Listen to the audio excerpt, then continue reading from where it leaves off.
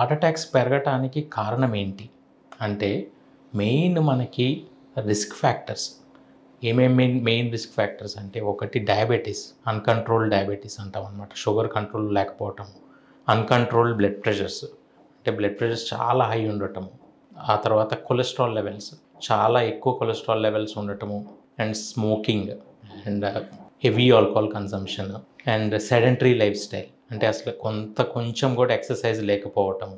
ఇట్లా మెయిన్ కారణాలు ఇవే అనమాట.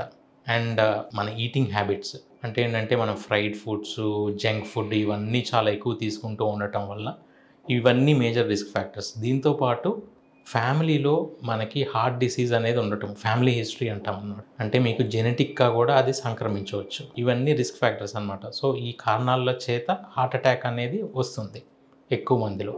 ఈ హార్ట్ అటాక్ అనేది అందరికి వచ్చిన ప్రతి ఒక్కరికి మనము స్టెంటింగ్ చేయాలా, లేదంటే ఈ హార్ట్ బ్లాక్స్ ఉన్న వాళ్ళందరికీ స్టెంటింగ్ చేయాలా అనేది ఇక్కడ మనకి 2 ప్రశ్నలు ఉంటాయి. జనరల్గా ఏంటంటే హార్ట్ అటాక్ వచ్చినప్పుడు మనము హార్ట్ అటాక్ని యాంజియోగ్రామ్ ఫస్ట్ మనము నాన్ ఇన్వేజివ్గా మనం మెడికేషన్స్ తోటి ట్రీట్ చేయొచ్చు. ఇమీడియట్గా హార్ట్ అటాక్ వస్తే మనం ఎమర్జెన్సీగా హాస్పిటల్కి రావాల్సి ఉంటుంది. కొన్ని ఎమర్జెన్సీ ఇంజెక్షన్స్, మెడికేషన్స్ ఇస్తాము.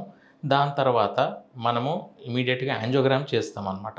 యాంజియోగ్రామ్ చేసి బ్లాక్స్ ఎంత ఉన్నవి అనేది చెక్ చేసుకుంటాము.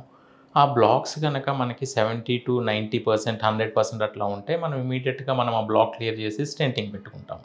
ఇది హార్ట్ అటాక్ వచ్చిన పేషెంట్స్. అట్లా కాకుండా కొన్నిసార్లు హార్ట్ అటాక్ కాకుండా మామూలుగా మనకి నడుస్తుంటే ఛాతీలో నొప్పి ఉండటము, ఆయాసం ఉండటము, ఇట్లాంటి సిమ్టమ్స్ ఉంటే మనం కార్డియాక్ ఎవాల్యుయేషన్ చేయించుకోవడం జరుగుతుంది. అప్పుడు మనం ఎవాల్యుయేషన్లో భాగంగా యాంజియోగ్రామ్ పరీక్ష చేసినప్పుడు బ్లాక్స్ ఉంటవి. సో ఆ బ్లాక్స్ ఉన్నప్పుడు ఎవరికి స్టెంట్ వేయాలి, ఎవరికి స్టెంట్ అవసరం లేదు అని మనం డిస్కస్ చేసుకుంటే కనుక ఎవరికైతే మోర్ దెన్ 70% బ్లాక్స్ ఉండి దాంతోపాటు సిమ్టమ్స్ ఉంటే కనుక వాళ్ళకి మనకి స్టెంట్స్ వేయాల్సి ఉంటుంది. అట్లా కాకుండా 30-70% బ్లాక్స్ ఉండి వీళ్ళకి మనం మెడికల్గా మేనేజ్ చేసుకోవచ్చు. ఇంకోటి ఏంటంటే ఈ 70-80% బ్లాక్స్ ఎవరైతే ఉన్నారో వీళ్ళకి సిమ్టమ్స్ కనుక లేకపోతే మనం కొన్ని మెడికేషన్స్ ద్వారా బ్లాక్ కంప్లీట్గా తగ్గించలేం, కానీ కొంత మీద ఒక 20% వరకు మనం బ్లాక్ తగ్గించుకోగలుగుతాం. వాళ్ళని మనము ఈ బోర్డర్ లైన్ డిసీజ్ ఉన్న వాళ్ళని మనం మెడికల్గా మేనేజ్ చేసుకోవచ్చు. సో ఓవరాల్గా మోర్ దాన్ 70-80% బ్లాక్స్ ఉండి సిమ్టమ్స్ ఉన్న వాళ్ళకి డెఫినెట్గా మనం స్టెంట్ కానీ లేదంటే సర్జరీ కానీ చేసుకోవాల్సి ఉంటుంది.